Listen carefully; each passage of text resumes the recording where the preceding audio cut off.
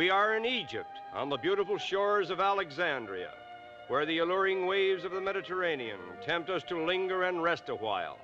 But this time, the purpose of our visit is not so much to photograph scenery as it is to photograph people. And we know of no more fitting way to meet the modern people of Egypt than by way of music, as rendered by the band of the University of Alexandria.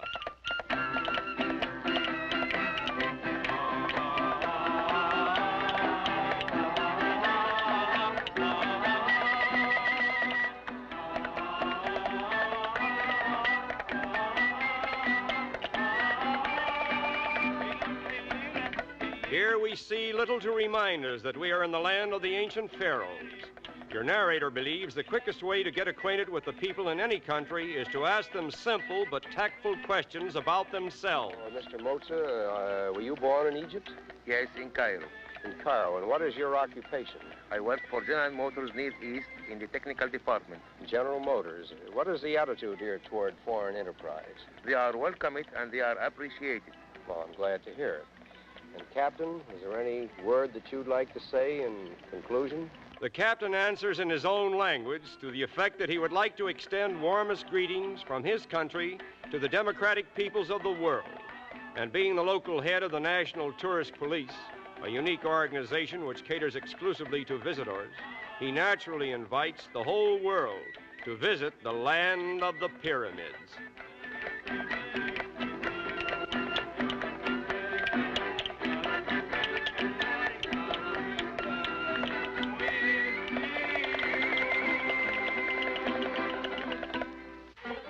The most popular college sport in Egypt is football, or soccer. Here we witness a game between the Faculty of Commerce and the Faculty of Law of the King Farouk University. Today, the two great universities of Egypt, the King Fahd First Foundation in Cairo and the King Farouk First University in Alexandria, number between them more than 20,000 students, female as well as male. The young women of Egypt are now enjoying privileges that were unknown to their mothers. This young lady, for example, is one of the first of her sex to be permitted to practice law in the land of the pharaohs, and her companions are all college students, modern in thought and deed, but still a little shy of strangers from the outside world. And speaking of modern freedoms for women in Egypt, here is an outstanding example.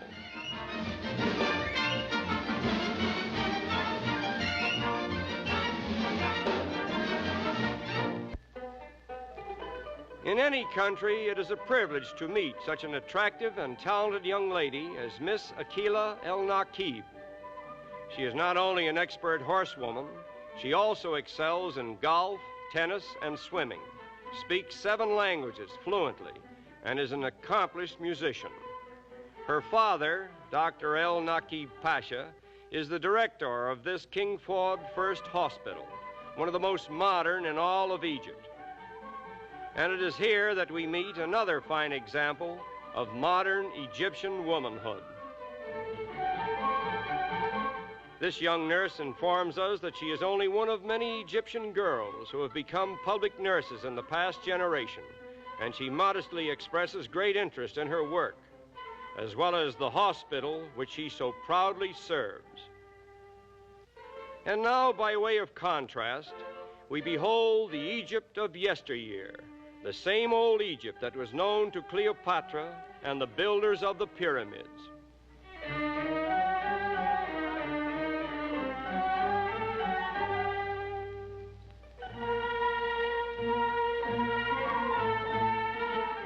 In a land that is often credited with being the cradle of Western civilization, where men like Moses and Pythagoras went to school, it is difficult to understand why the past clings so tenaciously to the present.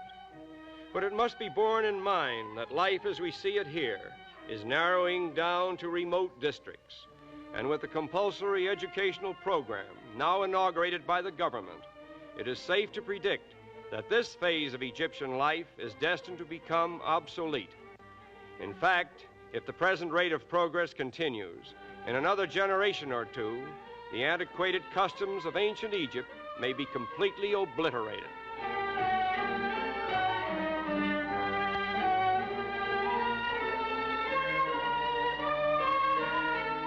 No picture of ancient or modern Egypt, however, would be complete without a camel, which from time immemorial has been picturesquely associated with the land of the pharaohs.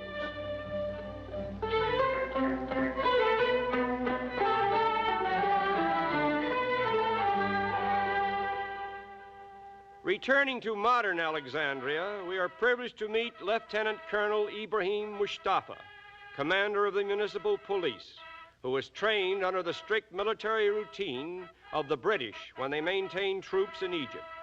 And although the British soldiers have since withdrawn from Alexandria, he honors them still by maintaining their martial traditions as well as their music, a selection of which is now rendered by this all-Egyptian band.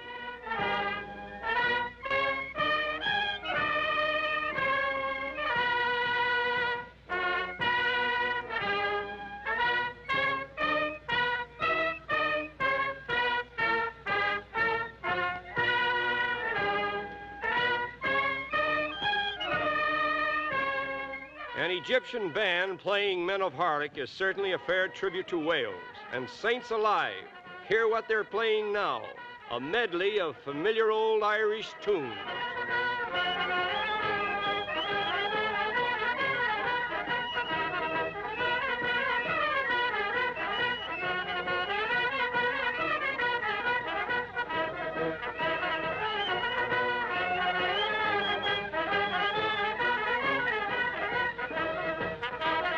Naturally, there were Scots among the soldiers who established British training in Egypt. And if there is any doubt about it, just open your eyes and ears to this.